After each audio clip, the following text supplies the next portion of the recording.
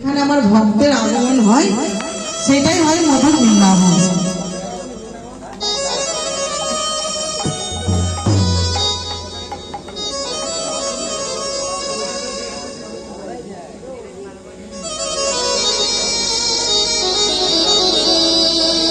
তাহলে শ্রী মধুময় বৃন্দাবন যেতে হলে কি করতে হবে?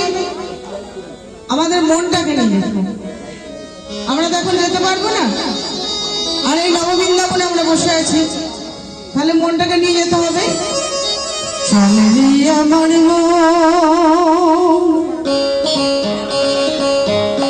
মধুর বৃন্দাবন, যমুনারি ধারে ধারে তমালের বুক।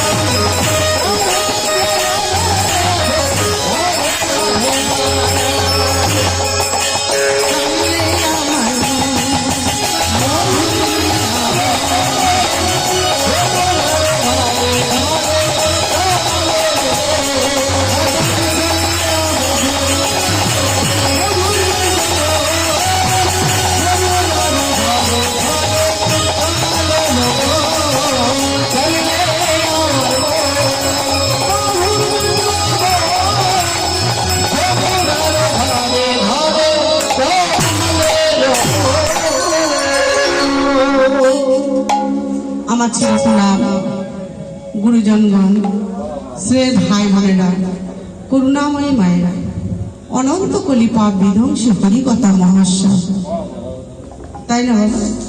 এটা হরিকথা মহাশ্বাস। আমার গুরুবাক্যে আমি যেটুকু পেয়েছি সেটি আপনাদের কাছে পরিবেশন করব।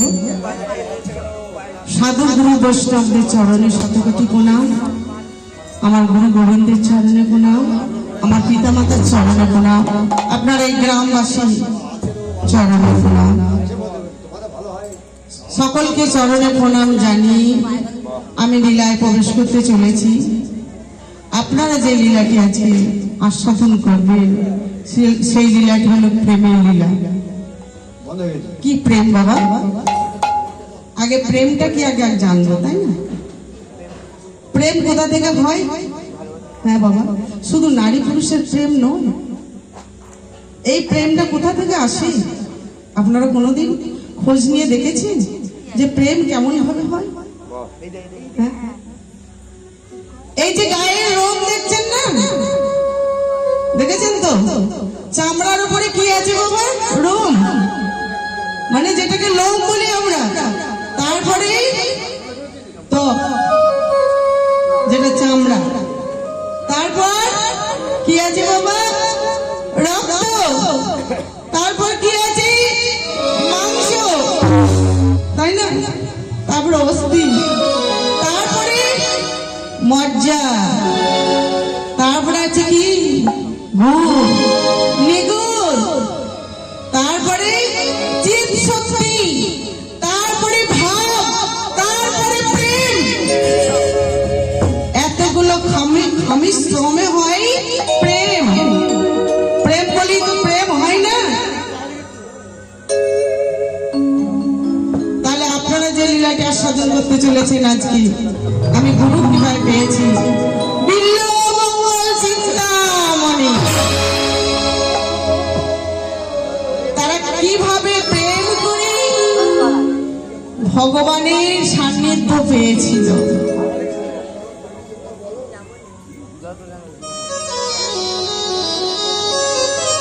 সৌন্দর্যমা ধৈর্য কৃষ্ণ,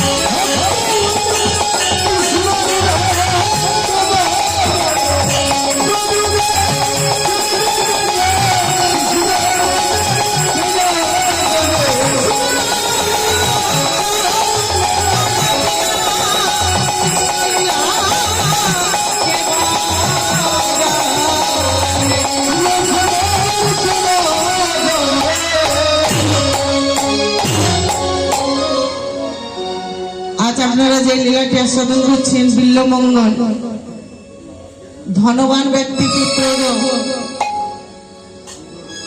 ধনবান ব্যক্তির পুত্র, একমাত্র পুত্র। শৈশবে মাতা মারা যায়, পিতা বহু কষ্ট করে লালন পালন করে। দ্বিজের সন্তান, দ্বিজ মানে ব্রাহ্মণের সন্তান, একে ধনী তাতে আবার ব্রাহ্মণ, সর্বদাই উচ্ছৃঙ্খল, কারো কথা শোনে না। যখন বয়স 20 বছর হয়ে গেল না, তখন আস্তে আস্তে আস্তে আস্তে ঠান্ডা হয়ে গেল। তার পিতা বললেন, তুমি ওই ভোলানাথের পুজো করো, বাড়িতে শিব মন্দির, পূজার ভাবটি তুমি গ্রহণ করো। স্থির যশস্বই বলিল সুখেন রচিত নবী দামোদর। মায়ের নাম নবী, বাবার নাম দামোদর। দামোদর চক্রবর্তী ব্রাহ্মণের পরিবারের ছেলে। আর লীলাসুখ বৃন্দাবনে নাম হয়েছিল আমার বিল্লমঙ্গলের। এইবার যেই না বড় হওয়ার পরে চারিদিকে দুরন্ত পোনায় বহুরাত্রে মানুষ টিকতে পারল না। অবশেষে শিবম সুন্দরম যখন শিবের পূজা করতে লাগলো মা, তখন ঠান্ডা হয়ে গেল ছেলে। শিব ঘরে ঢুকে যখন পূজা করছে, এমন সময় এক মালিনী মালা বিছতে এলো। এইবার মালা বিছতে এসে, তোমরা কেউ মালা নেবে নাকি গো? কেউ মালা নেবে? এই বলতে বলতে যখন পেরিয়ে যাচ্ছে রাস্তা দিকে, এমন সময় বিল্লমঙ্গল সেই মন্দির থেকে ছুটে বেরিয়ে এসেছে। কে গো তুমি, কে? আমি আমি আমি ওই বিল্লপুর গ্রাম থেকে আমি এসেছি মালা বিক্রয় করতে। তুমি মালা নেবে? মালা নেবো বই কি, এসো এসো এখানে মালা নিবে। এই বলতে বলতে কাছে এসে বসে পড়লো আর বলতে লাগলো, মালাখানি ধরে নিয়ে বলছে, না কেউ কি মালা নেবে গো? ও নগরবাসী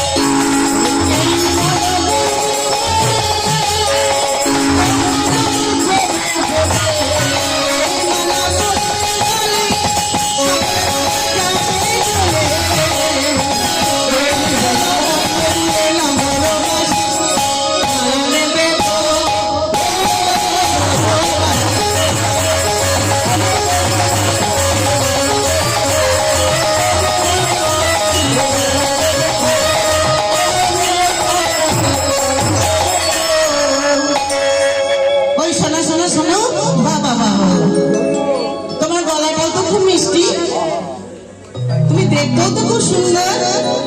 এসো এসো এসো, আমি মালা নেব। তুমি মালা নেবে? তুমি প্রতিদিন বুঝি মালা বিক্রি করতে আসো? না না, আমি প্রতিদিন আসি না, আমি আজকেই প্রথম এসেছি। আমি তোমার কাছে মালা আমি কিনে নেব। এই বলে মালাটি যখন ক্রয় করতে যাচ্ছি, অবশেষে হলো কি, মালাটি নেওয়ার সঙ্গে সঙ্গে কেমন যেন একটা অনুভব আকর্ষণ করতে লাগলো। আমি মালাটা নিলাম, কিন্তু কেমন যেন আমার শরীরটা হয়ে গেল। তাহলে এ কে? আচ্ছা তোমার নাম কি গো? আমার নাম চিন্তামণি। বাহ বাহ বাহ বাহ, খুব সুন্দর তোমার নাম। তুমি তো দেখতেও সুন্দর, তাহলে তুমি মালা বিক্রয় করো কেন? তোমার বুঝি কেউ নেই? আমার আপন বলিতে কেহ নাহি জগতে।